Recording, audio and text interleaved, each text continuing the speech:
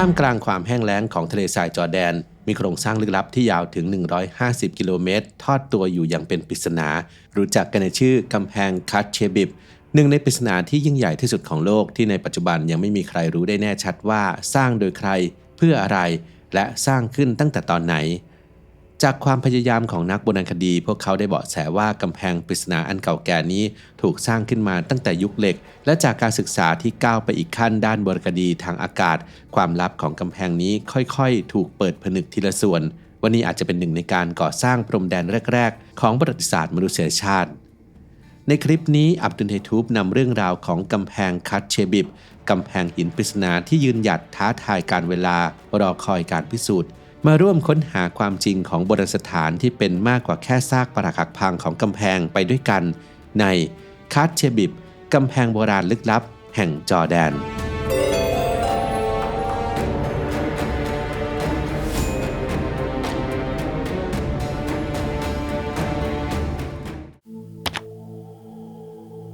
กลางทะเลทรายอันร้อนระอุของจอร์แดนตอนใต้ที่ซึ่งแสงแดดแผดเผาและสายลมไม่เคยหยุดนิ่งที่นี่มีปริศนาโบราณซ่อนตัวอยู่นานนับศตวรรษและทำให้นักโบราณคดีสับสนมาจนถึงปัจจุบัน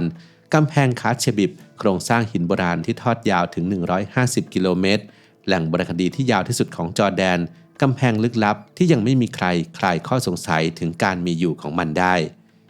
กำแพงคัตเชบิบถูกค้นพบในปี 1948 โดยเซอร์อเล็กซ์เคิร์กไบรน์นักการทูตชาวอังกฤษขณะบินเหนือเขตมาอานสายตาของเขาสังเกตเห็นแนวหินที่ทอดยาวข้ามที่ราบอันแห้งแล้งโดยไร้จุดประสงค์ที่ชัดเจนว่ามันคืออะไรใครสร้างมันขึ้นมาและสร้างเพื่อวัตถุประสงค์อะไรซึ่งนับแต่นั้นมานักโบราณคดีนักวิทยาศาสตร์และนักมนุษยวิทยาทั่วโลกได้หันมาสนใจกำแพงนี้อย่างต่อเนื่องกำแพงคัตเชบิบสร้างจากหินธรรมชาติกองซ้อนกันอย่างเรียบง่ายโดยไม่ใช้ปูนสูงเพียง 1-1.5 เมตรกว้างครึ่งเมตรเท่านั้นและนักโบราณคดีบอกว่ามันเปราะบางเกินกว่าจะเป็นกำแพงป้องกันนอกจากนี้ตามแนวกำแพงมีหอคอยราว100แห่งกระจายตัวอยู่แต่ละแห่งมีขนาดเล็กเพียง 2-4 เมตรนักโบราณคดีอย่างเดวิดเคนเนดีและรีเบคก้าแบงค์จากโครงการโบราณคดีทางอากาศในจอร์แดนเชื่อว่าหอคอยเหล่านี้อาจเป็นจุดสังเกตที่พักชั่วคราวหรือแม้แต่ที่ซ่อนสำหรับนักล่าไม่ใช่ป้อมปราการเพื่อการทหารอย่างแน่นอน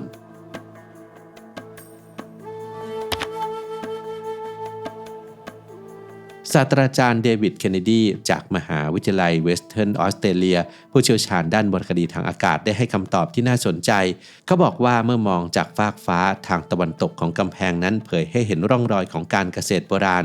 พื้นดินที่เคยอุดมสมบูรณ์ต่างจากด้านตะวันออกที่เป็นเพียงทะเลทรายแห้งแล้งนี่อาจจะเป็นเบาะแสสำคัญกำแพงคัตเชบิบอาจไม่ใช่แค่กำแพงแต่เป็นเส้นแบ่งพรมแดนระหว่างเกษตรกรผู้ตั้งรกรากกับกลุ่มผู้เลี้ยงสัตว์เร่ร่อนในทะเลทรายอีกทฤษฎีหนึ่งนักโบราณคดียังเสนอว่ากำแพงนี้อาจถูกสร้างเพื่อควบคุมการเคลื่อนย้ายของสัตว์ในทะเลทรายแต่จนถึงวันนี้หลักฐานที่ชัดเจนของทั้งสองทฤษฎียังคงเป็นปริศนา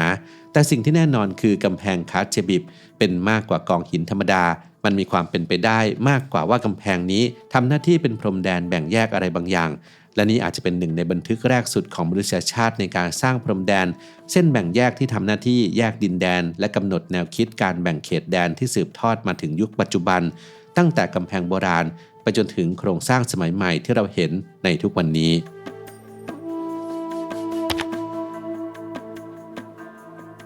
นอกจากการมีอยู่ของกำแพงคัตเชบิบจะเป็นปริศนาแล้วนักโบราณคดีก็ยังไม่สามารถกำหนดอายุที่แท้จริงของกำแพงนี้ได้เช่นเดียวกันแม้จะมีความพยายามในการศึกษาอย่างต่อเนื่องแต่เบาะแสเดียวที่นักโบราณคดีมีคือเศษเครื่องปั้นดินเผาที่กระจัดกระจายอยู่ในหอคอยและสถานที่ต่างๆตามแนวกำแพงหลักฐานเหล่านี้ชี้ว่ากำแพงคัตเชบิบอาจเริ่มก่อตัวในยุคนาบาเทียนอันรุ่งเรืองราว312ปีก่อนคริสตกาลถึงคริสต์ศักราช106หรืออาจจะยาวนานต่อเนื่องไปจนถึงสมัยอุมัยยัดระหว่างคริสต์ศักราช661ถึง750เมื่อจักรวรรดิอันยิ่งใหญ่ครอบครองดินแดนจอร์แดนและกำแพงนี้ก็ยังคงเป็นส่วนหนึ่งของเรื่องราวในปี 2019 ความก้าวหน้าทางวิทยาศาสตร์ได้จุดประกายความหวังใหม่ด้วยเทคนิค Luminescent Dating ที่วัดแสงสะสมในหินเมื่อถูกฝังนักวิจัยพบว่าบางส่วนของกำแพงอาจมีอายุย้อนไปถึง400ถึง100ปีก่อนคริสตกาลตรงกับยุคเหล็กและยุคเปอร์เซียแต่ แต่สิ่งที่น่าทึ่งยิ่งกว่าคือความแตกต่างของอายุในแต่ละส่วนของกำแพงบ่งบอกได้ว่ามันไม่ได้ถูกสร้างขึ้นในครั้งเดียวแต่ถูกขยับขยายและต่อเติมข้ามยุคข้ามสมัยสะท้อนถึงการใช้งานที่ยาวนานและซับซ้อนซึ่งทิ้งร่องรอยของอารยธรรมที่เปลี่ยนผ่านไปตามกาลเวลา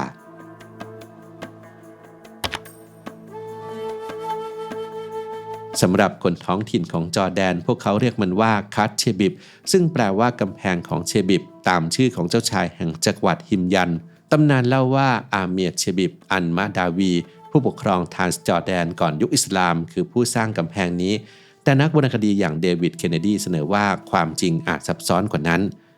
ศาสตราจารย์เดวิดเคนเนดีเชื่อว่ากำแพงนี้ไม่ใช่ฝีมือของอาณาจักรใหญ่โตแต่เป็นผลงานของชุมชนท้องถิ่นโดยเฉพาะชาวเบดูอินกึ่งเร่ร่อนพวกเขาอาจเห็นเพื่อนบ้านสร้างกำแพงและตระหนักถึงประโยชน์ของมันจึงลงมือสร้างตามเพื่อวัตถุประสงค์ในอดีตที่ยังคงเป็นปริศนาหรืออีกทฤษฎีที่ท้าทายคือนักวรรณคดีบางคนเชื่อว่าอาเมียเชบิบไม่ได้สร้างกำแพงนี้แต่เพียงใช้มันในศตวรรษที่10เพื่อแบ่งเขตแดนระหว่างพื้นที่เกษตรกรรมอันอุดมสมบูรณ์ทางตะวันตกกับทะเลทรายของกลุ่มเร่ร่อนทางตะวันออกเท่านั้นแต่ถึงนั้นก็เป็นเรื่องยากที่จะรู้ว่าใครเป็นผู้สร้างคนแรกอย่างไรก็ตามการที่กำแพงนี้สูงเพียง 1-1.5 เมตรสร้างขึ้นแบบเรียบง่ายด้วยหินที่วางซ้อนกันแบบหลวมๆโดยไม่มีปูนยึดแต่มีความยาวที่น่าประหลาดใจถึง150กิโลเมตรบ่งบอกถึงความพยายามอันยิ่งใหญ่ที่ทั้งต้องร่วมแรงร่วมใจกันและเชื่อในสิ่งเดียวกันของคนในภูมิภาคนี้จนเกิดเป็นหนึ่งในโครงสร้างที่น่าทึ่งในตะวันออกกลางนอกจากนี้กำแพงคัตเชบิบไม่ใช่สิ่งเดียวที่ชวนตะลึงในทะเลทรายจอร์แดนแต่ยังมีโครงสร้างโบราณลึกลับที่ชาวเบดูอินเรียกว่าผลงานของคนโบราณจีโอกริฟขนาดใหญ่ในรูปวงกลมและโครงสร้างล้อที่มีอายุถึง 8,500 ปีเก่าแก่กว่าลายเส้นนัสกาในเปรูถึง 6,000 ปีซึ่งเช่นเดียวกับกำแพงคัตเชบิบโครงสร้างเหล่านี้ยังคงสร้างความงุนงงให้กับนักวรรณคดีว่าใครเป็นคนสร้างมันขึ้นและสร้างขึ้นเพื่ออะไรบางทฤษฎีบอกว่าเป็นสถานที่ประกอบพิธีหรือเครื่องหมายดาราศาสตร์แต่บางทฤษฎีก็ค่อนข้างแปลกประหลาด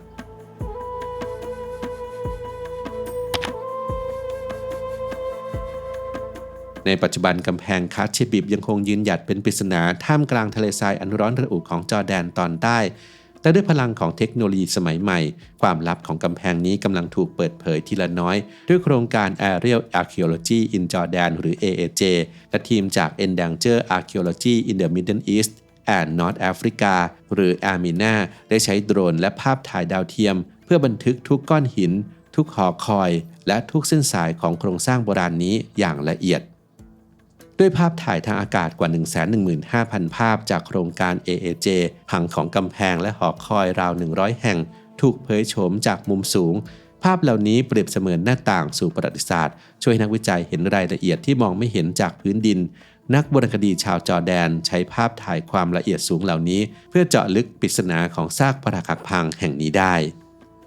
อย่างไรก็ตามนักวรรณคดีเผยว่าเทคโนโลยีเพียงอย่างเดียวไม่เพียงพอการขุดค้นภาคสนามยังคงเป็นกุญแจสำคัญทุกก้อนหินทุกเศษเครื่องปั้นดินเผาที่พบอาจเป็นคำตอบที่นำเราเข้าใกล้ความจริงของกำแพงนี้และในอนาคตด้วยความทุ่มเทของนักวรรณคดีและเทคโนโลยีที่ก้าวหน้าปริศนานี้อาจถูกคลี่คลายในที่สุดและเรื่องราวของมนุษยชาติในอดีตผู้สร้างมันขึ้นมา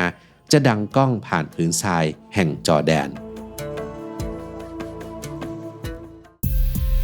สำหรับคนที่ต้องตื่นเช้าทำงานหนักเจอกับความกดดันจนร่างกายเริ่มล้าผมมีสิ่งดีๆมาแนะนำครับนี่เลย Dip CBD ตัวช่วยที่ทำให้การนอนของผมดีขึ้นมาก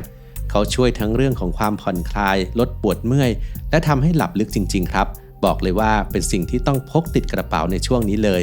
ใครอยากสนับสนุนผมลองสั่งไปใช้ดูครับสั่งง่ายๆแค่แอดไลน์สแกน QR Code นี้หรือจิ้มลิงก์ใต้คลิปได้เลยครับ